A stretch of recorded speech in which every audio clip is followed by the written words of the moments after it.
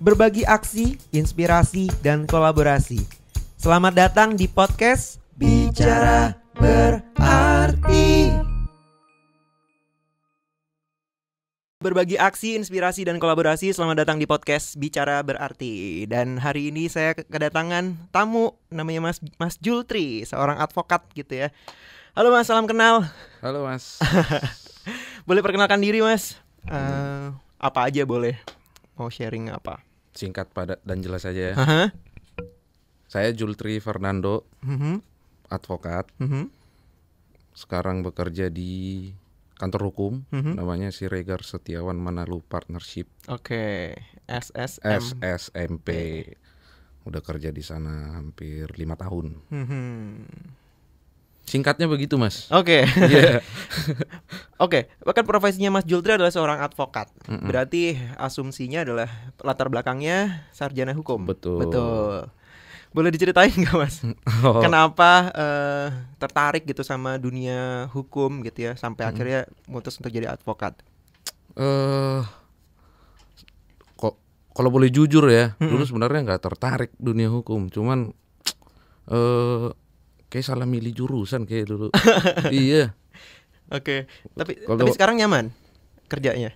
Nyaman aja. Dulu kan belum kenal sama profesi hukum gitu. Jadi waktu dulu daftar perkuliahan sebenarnya ngincarnya ekonomi akuntansi, nggak keterima. Nyoba lagi daftarnya hukum, keterima. Oke. Gitu. Dulu ngambil S1 hukum di Universitas Gadjah Mada. OGM, oke. UGM. Kampus oke. Oke, pertanyaan pertama saya Mas, ini mungkin juga banyak yang orang awam gitu ya, nggak tahu gitu. Karena kebetulan saya juga bukan orang hukum gitu ya. Oh gitu. Saya orang nggak tahu orang apa. Bedanya advokat sama pengacara tuh apa sih Mas gitu ya? Basic banget nih. Bedanya advokat sama pengacara. Kalau di sekarang itu, di masa sekarang ya, itu sama aja Mas. Oh gitu. Advokat, pengacara. Dulu dia beda. Setahu saya ya. Kan undang-undang advokat tuh tahun berapa ya? 2003. Undang-Undang 18 2003 ya. Perbedaan advokat pengacara itu di masa sebelumnya. Jadi bedanya advokat dan pengacara itu, advokat setahu saya itu dulu yang punya license untuk berpraktik di seluruh wilayah Indonesia. Kalau pengacara itu dia terbatas di satu wilayah hukum saja, kayak di satu pengadilan tertentu lah. Oke. Gitu. Kalau dia mau berbicara di tempat lain mesti izin ke pengadilan setempatnya gitu. Jadi lebih dikenal dengan istilah bilangnya pengacara praktik. Oh iya, Itu dulu namanya pengacara pakai praktik. 2 kata tuh, pengacara praktik gitu. Hmm. Tapi sekarang udah sama aja advokat. Tapi bilangnya advokat sih sekarang. Oke. Gitu. Kalau di Jakarta bilangnya lawyer gitu. Oke. Itu sebenarnya Lebih sama keren aja berarti kayaknya. ya. Sama aja. Sama aja. Oh gitu. Nah, kalau dulu Oke, kan oke. ada lagi istilahnya penasihat hukum, itu beda lagi. Beda lagi. Tapi sekarang sama aja Mas. Oke. Orang yang menerapkan pengacara praktik, penasihat hukum itu advokat semuanya. Oke, berarti di mata hukum itu sama nih ya? Sama. Saja. Oke. Sama. Terus habis itu biasanya kalau advokat tuh bekerja untuk siapa? Dan biasanya apa yang ditangani? Bekerja untuk kliennya Mas. Kliennya biasanya siapa aja Mas? Perorangan, badan hukum, Oke. perusahaan itu. Kalau kantor saya itu lebih banyak menangani perusahaan, mewakili perusahaan. Klien-klien itu mayoritas perusahaan. Ngurusi sengketa gitu-gitu ya? Iya, sengketa commercial dispute. Oh, oke. Gitu. Oke. Nah, ini kan misalnya saya ngelihat ada lembaga-lembaga kayak misal LBH gitu ya, lembaga Oke. pemerintahan hukum gitu. Nah, apakah misal LBH ini juga orang-orang di dalamnya gitu ya, yang berjuang gitu bisa dibilang advokat juga, atau ada perbedaan gitu sama misal kantornya Mas gitu misal? Saya kurang terlalu kenal banyak ya sama internal lembaga bantuan hukum LBH itu. Tapi di sana itu isinya advokat juga. Oh, sama advokat ya. juga. Iya. Cuman aktivitasnya itu lebih banyak melakukan kegiatan bantuan hukum cuma-cuma. Oke. LBH. Terus melakukan aksi kerelawanan gitu-gitulah. Beberapa kan kalau kita saksikan LBH itu melakukan inisiator dari beberapa aksi ya. Aksi-aksi menanggapi isu-isu nasional kan seperti itu. Melakukan kegiatan-kegiatan pengacara juga, advokat juga. Cuman balik lagi konteksnya itu dalam memberikan jasa hukum, bantuan hukum cuma-cuma. Bedanya sama di tempat saya itu tanda kutip komersil lah Mas. Gitu. Kalau Mas Jultri sendiri pernah terlibat nggak untuk ngasih bantuan hukum tapi secara cuma-cuma gitu? Pernah Mas. Dan kalau bisa dibilang di kantor SSMP, di kantor kita tuh rata-rata perkara bantuan hukum cuma-cumanya itu dilimpahin ke saya. Oh gitu. Gitu. Boleh tahu Mas, karena apa? Kayak misal karena biasanya karena punya kompetensi khusus, atau misal karena lebih muda aja gitu misal, atau apa? Enggak juga sih Mas, mungkin karena di kantor itu nggak banyak ya berlatar belakang aktivis. Dulu saya latar belakangnya bisa dibilang aktivis lah, cuman nggak aktif banget sih sebenarnya. Cuma gabung aja di organisasi. Dulu di masa perkuliahan itu aktif di gerakan Mas, organ ekstra gitu. Ya tahu sendiri lah ya kehidupannya apa. Iya. Turun ke jalan yang gitu-gitu. Hidup tinggal bersama masyarakat, ngasih penyuluhan. Gitu. Nah, partners, kita bilangnya partners ya, pimpinan di kantor itu mungkin tahu itu, jadi kita pas sudah dapat kerjaan yang pro bono udah ngasihnya ke Jultri aja. Oh gitu. Kayak otomatis gitu.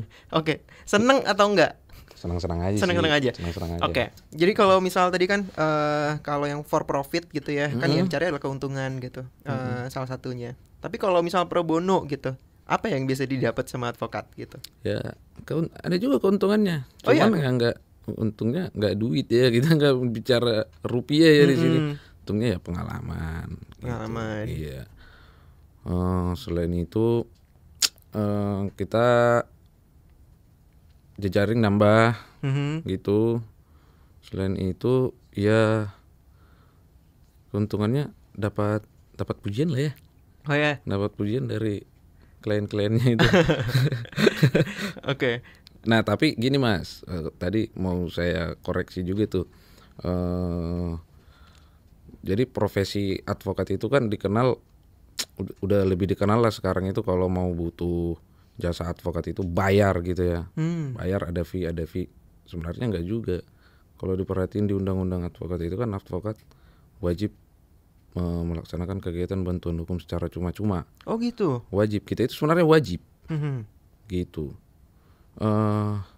Cuman yang bikin dia terbatas pelaksanaannya itu karena di peraturan pelaksananya itu mengharuskan masyarakat yang meminta bantuan kepada advokat, bantuan hukum ya, secara cuma-cuma itu harus melampirkan contoh surat keterangan tidak mampu, surat keterangan miskin, yang gitu-gitu. Jadi terbatas jadinya tindakannya, spesifik kepada orang-orang yang nggak mampu, orang-orang miskin gitulah. Nah, kan tadi kalau ngomong kan berdasarkan undang-undang tuh wajib gitu ya untuk melakukannya. Porsinya berapa persen sih gitu, misal kayak dari kerja-kerja yang for profit sama yang harus pro bono gitu, non profit, itu berapa persen? Itu diatur nggak sih? Nggak diatur. Dan ada aja tuh advokat yang sampai sekarang belum melaksanakan kegiatan pro bono Mas. Oh gitu ya? Iya. Ya kita nggak usah sebut lah ya. Ada aja kayak gitu. Ada aja. Biar nggak ada konsekuensinya juga ya sebenarnya ya. Nggak ada, siapa yang tahu. Gitu. Apalagi advokat sekarang banyak banget. Ribuan tiap tahunnya kan bertambah. Gitu. Mas, kalau misal tadi kan Mas juga pernah memberikan layanan secara pro bono. Betul. Boleh diceritain nggak sih kasus-kasus seperti apa yang biasanya dibantu gitu? Ya mungkin gak usah sebut identitas gitu, tapi case-nya aja. Kebanyakan ya non litigasi, jadi yang nggak terjun langsung ke peradilan. Jadi pemberian bantuan hukum itu kita pilih aja, sebenarnya ada banyak ya. Ada panduan layanan bantuan hukum, itu terbitannya Kemenkumham. Di situ ada tuh ruang lingkupnya bantuan hukum itu seperti apa. Tapi yang bisa dikenal sejauh ini ada 2, bantuan hukum litigasi dan non litigasi. Litigasi itu yang bersentuhan langsung ke pengadilan, lembaga peradilan. Non litigasi itu enggak, jadi di luar lembaga peradilan gitu, di luar pengadilan lah. Contohnya mendampingi klien untuk ngurus sertifikat tanah di kantor pertanahan. Gitu. Itu contoh tuh. Atau misalkan mendampingi pekerja memperjuangkan hak-haknya dengan mendatangi dulu kantor dinas ketenagakerjaan gitulah ya setempat, dinas ketenagakerjaan setempat gitu. Jadi itu di luar pengadilan. Tindakannya itu non litigasi bilangnya. Jadi saya paling banyak melakukan kegiatan itu tuh. Yang datang biasanya klien-klien itu tadi minta tolong untuk bantu penerbitan sertifikat tanah kepemilikannya dia lah di kantor pertanahan gitu, karena katanya dia udah sering bolak-balik BPN, sering bolak-balik kantor pertanahan, tapi di pingpong katanya dia harus dilengkapin ini, padahal menurut saya ini udah lengkap. Jadi tinggal sebenarnya yang mau didampingi, yang mau kita bantu itu berhadapan dengan pejabatnya yang berwenang untuk menerbitkan sertifikat gitu ya, memproses lah ya. Mungkin dia mengulur-ulur waktu lah, mungkin ya ini kayaknya birokrasinya gitu, lebih ke arah administratif sebenarnya. Tinggal kita sodorin aja, ini kan nggak bisa kayak gini. Tinggal sebenarnya pendekatannya itu lebih ya, dia kalau ngomong hukum ya kita bisa ngomong hukum gitu loh. Kalau dia mau memperlama itu karena ada peraturan-peraturan yang membuat dia lama, ya kita cari peraturan yang mendukung untuk prosedurnya dipercepat gitu. Biasanya itu yang hukumnya sebenarnya di atasnya gitu ya Pak. Biasa masalah-masalahnya kayak gitu. Tantangannya apa Mas kalau jadi advokat secara pro bono? Kita ada kesulitan ya, maksudnya kesulitan dalam melakukan penanganan pro bono itu balik lagi ke kliennya. Biasanya yang kita bantu kan perorangan ya, apalagi masalah-masalahnya dia itu kan administratif. Ini klien-klien ini filing dokumennya nggak tertib, jadi arsip dokumennya nggak bagus gitu lah, udah hilang lah, itu tinggalan di rumah mertua lah, terus didatangi sana udah nggak ada lah, padahal yang mau kita bantu itu pengurusan ini kan dokumen-dokumennya dia gitu. Jadi tantangannya itu karena kliennya perorangan. Kalau kayak gitu itu diserahin ke klien juga ya, dia bisa sebaik apa untuk nyediain. Iya, kalau tantangan di luar sebenarnya ya terbukti ya, maksudnya beberapa urusan klien pro bono yang kita bantu berhasil semua gitu. Jadi kalau di luar sebenarnya tantangannya nggak terlalu ada sih sebenarnya. Tinggal dihadapin aja itu. Apa ya, urusan hukum yang dekat dengan saya adalah saya tuh main musik Mas, musisi gitu ya. Jadi biasanya saya berkutat dengan kontrak gitu. Kontraknya misal ke pihak-pihak tertentu gitu, misalnya ada publisher gitu ya, atau misal artis lain yang musisi lain yang saya bantu gitu-gitu dan sebagainya.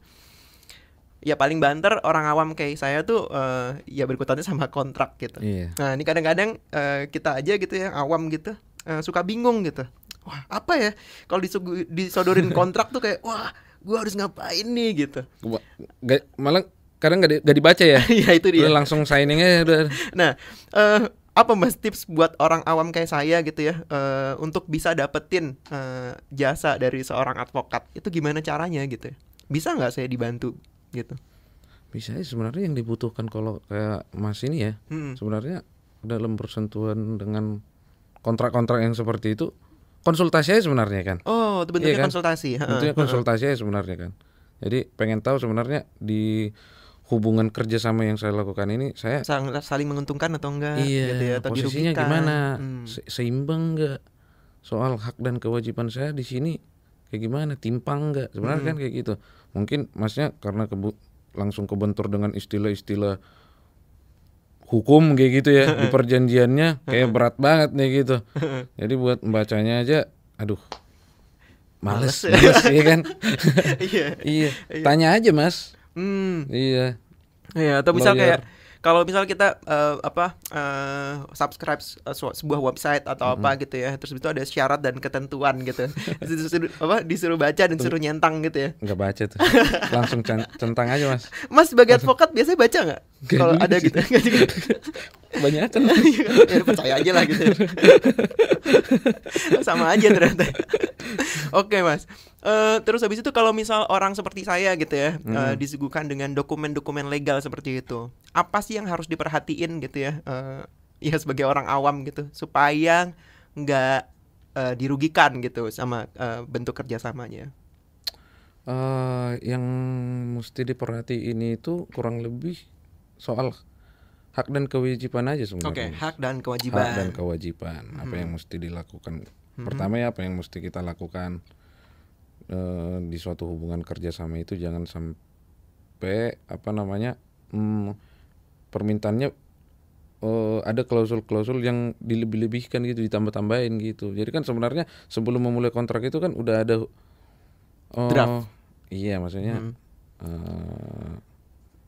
Apa percakapan gitu ya? peranya lah, dalam membuat kontraknya. Maksudnya kita udah ngomong dulu nih secara lisan nanti arah-arahnya kemana nih, ya kan? Dari situ kan udah ada gambarannya tuh. Nanti ketika disuguhkan draftnya, begitu dicek, nah yang paling krusial itu ya soal itu kewajibannya, haknya nanti sama durasinya. Oh, durasi, betul. Durasi. Oke, itu kadang-kadang bisa aja nggak ada durasi dan seumur hidup gitu berlaku. Itu bahaya juga sih. Iya, karena kalau di profesi saya gitu ya sebagai musisi ada yang kayak gitu kan. Ini lagunya dipakai sampai kapan nih? Nggak Nah, ada, iya. nggak ada disebutkan di kontrak gitu. Jadi seumur hidup gitu. Oh, oke, itu kadang-kadang merugikan. Oke, nah kalau pekerjaan saya lagi itu kan sebagai pegiat sosial gitu ya. Saya biasanya kerja sama teman-teman NGO gitu ya, non-governmental organization. Jadi biasanya mereka ada yang berbadan hukum gitu ya, bentuknya yayasan gitu. Tapi ada yang misalkan komunitas kecil gitu ya. Terus habis itu, nah ini biasanya kasus yang ditemuin adalah misal ada komunitas, dia punya tempat lapak gitu buat baca gitu ya. Baca anak-anak semua bisa baca di situ, berkegiatan setiap Sabtu gitu. Nah tiba-tiba misal yang punya tanah minta tuh kalau misal tanahnya nggak bisa dipakai lagi gitu, kalian harus berhenti gitu. Nah kalau ya kayak gini nih bisa dibantu nggak sama advokat gitu ya untuk misal di mediasi gitu misal supaya komunitas-komunitas yang nggak berbadan hukum ini dan pengetahuan soal hukumnya mungkin tidak sebaik yang orang yang punya latar belakang hukum gitu ya, tetap bisa mempertahankan lapak bacanya gitu. Singkatnya ya Mas, sebenarnya bisa. Cuman balik lagi, kenapa Masnya bisa sampai bertanya seperti itu?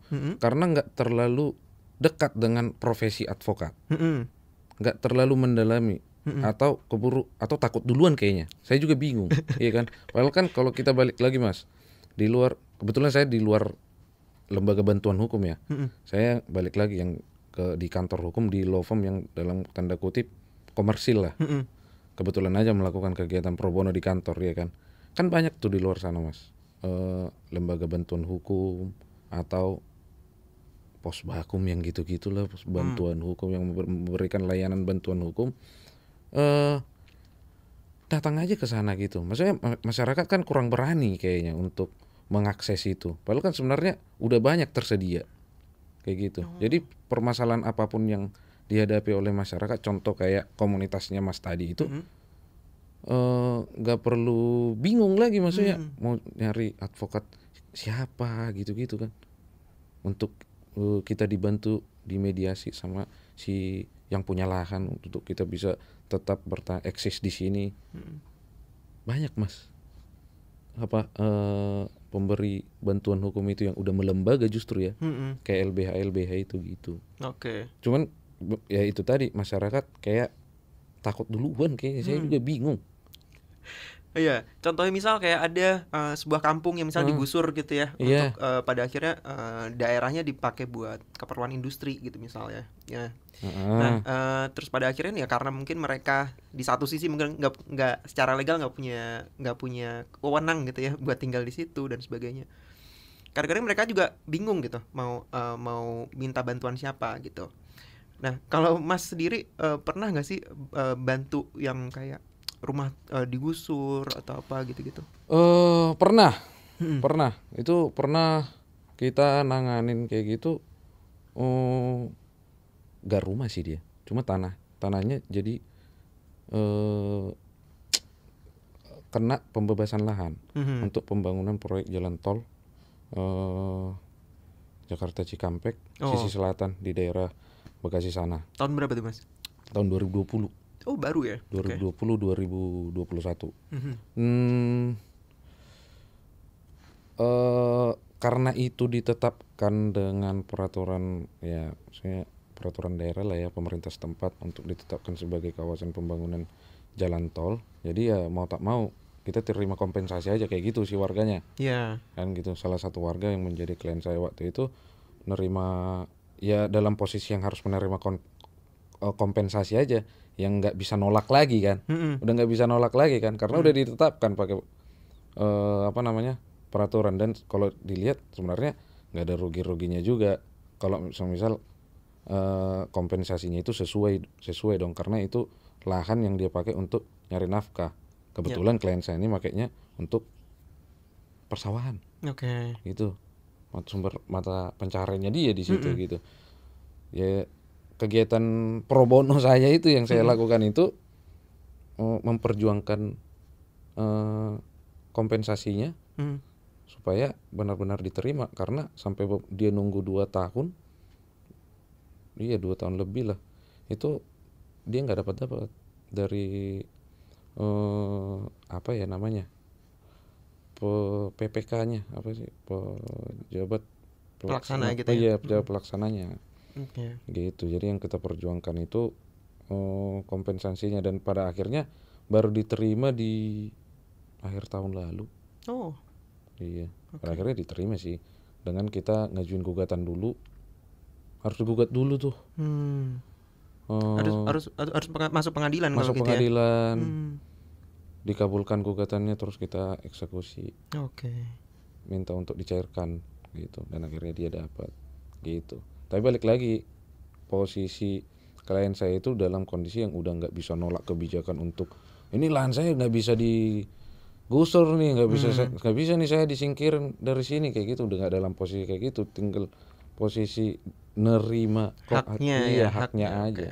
Kalau kan mungkin nggak tadi ya, ada advokat-advokat yang mungkin nggak semuanya bersedia gitu, maksudnya buat kerja-kerja pro bono gitu. Terus Mas juga cerita tadi mungkin dipengaruhin sama aktivisme yang dilakukan pada saat di kampus Iya, gitu. kalau saya pribadi ya. Mm-mm. Eh, Zaman itu Mas pernah jadi relawan atau apa gitu nggak sih Mas? Dalam konteks apa nih kerelawanannya? Nah, Kalau apa kita mah aja? kayak di organisasi kayak jadi wajib tuh.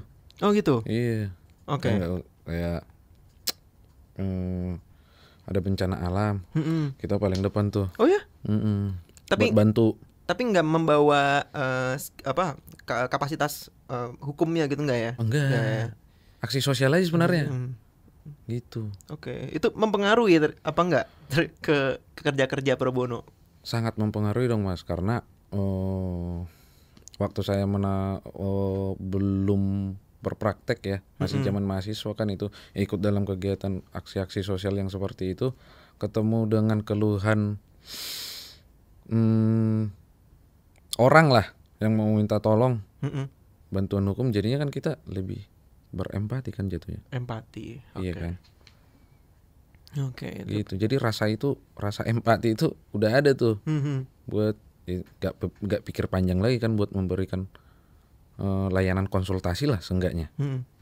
Belum nanti pada akhirnya kita memberikan bantuan hukumnya untuk diperjuangkan hak-haknya, baik secara tadi yang non litigasi atau bahkan litigasi pun kita udah nggak ragu lagi gitu. Mhm. Jadi kita udah nggak mikirin duitnya, karena balik lagi di masa-masa contoh kayak mas di melaksanakan kerelawanan ini ya, melakukan aksi sosial, kadang boncos kan.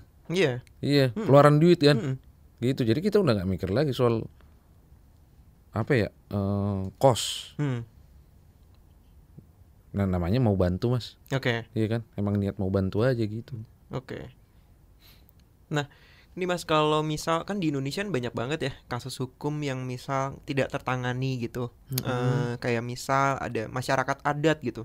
Iya. Apalagi di luar Jawa gitu ya, yang di Papua gitu misal, tanah adatnya tergusur karena misal pembangunan tambang dan sebagainya gitu. Dan ini kan sebenarnya kayak fenomena nasional yang mungkin nggak kelar-kelar gitu sampai sekarang gitu. Banyak masalah hukum yang tidak tertangani gitu. Kalau Mas ngelihat ini di Indonesia, iklimnya apakah sebegitunya gitu ya hukum gitu, atau misal ini udah lebih baik gitu misal dari zamannya apa kayak presiden-presiden sebelumnya gitu misal ya. Orde Baru gitu misal. Eh, Balik lagi ya, Mas. Kalau kita ngomong hukumnya, Mm-mm.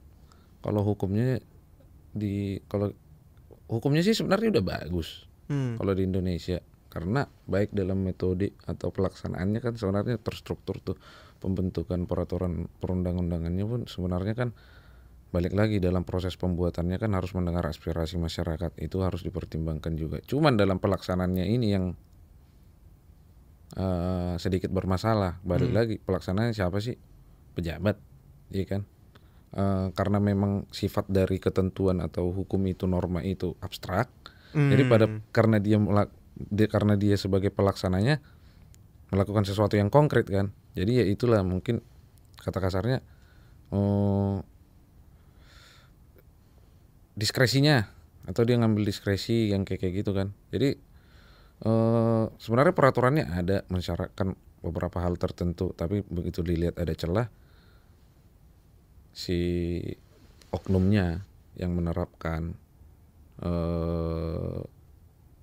contoh kayak misalkan membuka lokasi izin usaha pertambangan, kan seperti itu kan. Siapa sih pemberi izinnya? Iya kan, gubernur gitu, atau dari setingkat kementerian lah, ya gitu kan. Ya kan balik lagi, kenapa bisa beroperasi di situ? Karena ada izin itu. Oke. Sehingga ada korban di sana. Siapa itu yang punya lahan sebelumnya terimbas, ya kan? Atau lahannya nggak kena, maksudnya nggak terdampak atas aktivitas pertambangan, pertambangan langsung gitu ya. Dampak yang tidak langsungnya itu contoh lingkungannya tercemar, yang gitu-gitu. Jadi balik lagi, ketentuannya ada, normanya ada, hukumnya ada, cuman pelaksanaannya ini yang bikin jadi ada ketimpangan, ketidakadilan gitulah. Saya sebenarnya juga sangat senang gitu ya, dapat kesempatan gitu buat ngobrol sama Mas dan teman-teman hukum online gitu ya. Karena kita juga bisa mempromosikan gitu si high skill volunteer ini gitu ke semua orang gitu. Apa sih yang diharapkan ketika dapat klien yang memang pro bono gitu ya? Di jangka panjangnya harapannya ya kegiatan pro bono, maksudnya dengan kita terbiasa melakukan ini kan, pasti kita menceritakan aktivitas kita juga dong ke rekan-rekan advokat yang lain, ya kan? Ya harapannya di situ, maksudnya dengan semakin banyak kita melakukan kegiatan itu tertular kan, seenggaknya mulai dari cerita deh, sehingga rekan-rekan advokat yang lain pun mau terlibat juga di kegiatan pro bono. Gitu Mas. Oke. Kalau dari Mas sendiri nih, misal ada batasan nggak sih gitu? Kayak yaudah misal satu tahun cuman bisa ambil nggak ada Mas. 1-2 kegiatan pro bono gitu, nggak? Nah, kalau dia ada hajar terus. Oh gitu? Iya. Cuman kan jarang-jarang ya, maksudnya kita yang nggak dalam posisi jemput bola ya, datang ke masyarakat apa sih keluhannya kayak gitu, enggak kayak gitu. Kita pasif aja sebenarnya Mas. Justru perkara-perkara yang kita tanganin itu dari rekanan aja, maksudnya referensi gitu. Misalkan kayak saudaranya si teman saya tuh cerita begini ada permasalahan lah, kekerasan, penganiayaan, udah sini kita bantu, ayo kita laporin ke polisian, ya gitu, karena kita udah melakukan bantuan gitu. Atau ada apa nih nyangkut apa misalkan di mau bantu misalkan ngajuin kredit ke bank, kayak gitu-gitu tuh kan kita bantu. Dari dengar keluh kesahnya dulu, yang saya nggak nanyain langsung karena kita karena ada lembaganya untuk itu, Mas. Gitu ya. Kayak coba deh dicek di peraturannya yang lebih spesifik nanti, standar layanan bantuan hukum itu ada. Gitu. Jadi pemberi bantuan hukum itu lembaganya, lembaga bantuan hukum atau organisasi gitu. Pemberi bantuan hukum ya. Pelaksananya siapa? Advokat. Gitu. Ya. Paralegal gitu. Itu ada spesifik diatur, standar layanan bantuan hukum namanya. Kalau nggak salah di Permenkumham, cuma saya lupa persisnya nomor. Kita juga sebenarnya podcast ini juga bekerja sama teman-teman hukum online gitu ya. Dan teman-teman hukum online sebentar lagi ada yang namanya Indonesian Pro Bono Awards gitu ya, bener ya gitu. Mas kayak sangat akrab gitu ya sama teman-teman hukum online gitu ya, karena mungkin satu circle satu tongkrongan gitu. Dan saya juga dengar tadi ya, misal kayak kantornya Mas gitu ya, sering terlibat gitu, kerjasama bareng teman-teman hukum online dan juga si award ini gitu. Betul. Boleh ceritain nggak Mas pengalamannya kantornya gitu ya, mungkin ya terlibat di Indonesian Pro Bono Awards ini ngapain gitu? Dari kantor saya, tapi sebelum masuk ke situ, kalau ke hukum online ya, kantor kami itu SSMP udah banyak melakukan kegiatan bersama lah. Contoh kayak misalkan acara-acara yang bukan awarding gini ya, kayak seminar yang kayak gitu, summit gitu ya. Iya gitu, udah sering lah melakukan kerjasama. Nah ini nih kalau nggak salah infonya Indonesia Pro Bono Weeks ya. Ini baru pertama kali nih diadain di tahun ini. Tapi kalau untuk Pro Bono Awards-nya itu udah ada dari yang sebelum-sebelumnya. Jadi yang pengalamannya kalau nggak salah orang kantor kami juga udah pernah mendapatkan penghargaannya, masuk nominasi kalau nggak salah. Gitu, senior saya. Kalau Mas Jultri sendiri? Ini belum ya? Kayaknya dinominasikan nih kayaknya. Asik. Semoga ya. Semoga ya. Pengalamannya itu ya mungkin karena hukum online melakukan survei ya kalau nggak salah ya. Ditanyain dulu tuh apakah kantornya melakukan kegiatan pro bono gitu nih, nanti siapa pelaksananya kegiatan pro bononya atau advokatnya di kantor ini yang melaksanakan itu. Nah nanti dari situ dia menentukan nominasinya gitu. Sederhananya seperti itu sih kalau untuk kegiatan yang diselenggarakan hukum online ini. Gitu Mas. Ya. Saya waktu denger seneng gitu ya, karena ini sebenarnya juga turut mempromosikan gitu ya. Tadi ya high skilled volunteer gitu. Orang-orang yang punya kapasitas sangat ahli di bidangnya gitu, terus kemudian tadi bersedia secara sukarela melakukan sesuatu secara pro bono gitu. Ini kita juga harus dukung gitu ya Mas ya, usaha-usaha teman-teman gitu ya untuk memberikan award kepada teman-teman yang melakukan pro bono gitu. Kalau balik lagi ke Mas sendiri gitu, apa harapannya gitu ya untuk teman-teman advokat gitu yang melakukan kerja-kerja pro bono gitu? Harapannya mungkin kan yang dengerin ada yang mungkin masih mahasiswa gitu ya, atau advokat baru gitu. Jangan takut lah melakukan kerjaan pro bono. Harapannya ya maksudnya mau terjun aja gitu. Kadang sebenarnya kita udah disuguhkan sama beberapa kasus gitu, kita langsung mikir nggak ada duitnya nih gitu. Iya maksudnya janganlah kayak gitu, karena secara tidak langsung nanti kalau kita melaksanakan pekerjaan itu ya, pengalaman kita udah dapat. Kan perkara-perkara ini kan variatif ya. Kadang di perkara ini kita nggak melakukan ini, tapi di perkara lain kita jadinya melakukan contoh misalkan di perkara yang satu yang kita ada fee-nya, Kita menangani sengketa-sengketa yang mewakili perusahaan menghadapi para pekerja. Tapi di kegiatan pro bono kita malah mendampingi kaum pekerja nih. Jadi kan ilmu baru Mas. Yang tadinya kita dalam posisi mewakili pengusaha, kita pada akhirnya pernah di posisi pekerja kayak gitu. Jadi banyak kok manfaatnya. Maksudnya nggak melulu kerjaan advokat ini berbicara soal fee kayak gitu. Kalau percayalah rezeki itu pasti mengikuti kok kalau kita tekun ya. Gitu. Khususnya para mahasiswa ya, di era modern yang sekarang ini kan lebih banyak menyaksikan kalau profesi advokat itu sangat komersil. Bahkan banyak yang bercerita kenapa pengen jadi advokat, pengen kaya. Waduh, ngeri kan itu. Ya, ngeri. Saya anak-anak Eva kaya memang. Iya. Kenapa pengen jadi advokat, pengen kaya gitu. Dan nanti kalau udah kaya, saya bantu yang kaum miskin kayak gitu. Mungkin rujukannya Hotman Paris kali ya. Begitu dia udah kaya melakukan layanan apa itu, call-callnya itu. Gitu ya, ada ya. 911 saya lupa lah itu. Ya kalau bisa sebelum itu kan kita udah harus mulai. Berarti nggak harus kaya dulu kan, kita udah punya skillnya kan gitu. Dari awal kan kita udah dapat. Nggak harus nunggu kaya buat bantu orang gitu ya. Betul. Gitu Mas. Singkatnya seperti itu. Jangan takut dan juga tadi ya cari hal-hal lain gitu ya. Jangan langsung orientasinya jangan langsung duit. Iya, gitu. karena banyak pengetahuan, banyak pengalaman yang bisa digali. Terus habis itu tadi ya nggak harus nunggu kaya buat bisa bantuin orang. Iya.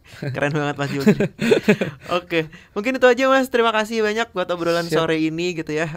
Dan teman-teman semuanya, terima kasih Mas Jultri sudah berbagi inspirasi, kolaborasi dan aksi. Dan sampai jumpa di episode berikutnya. Selamat Hari Relawan Internasional sebentar lagi. Terima kasih. Bicara berarti.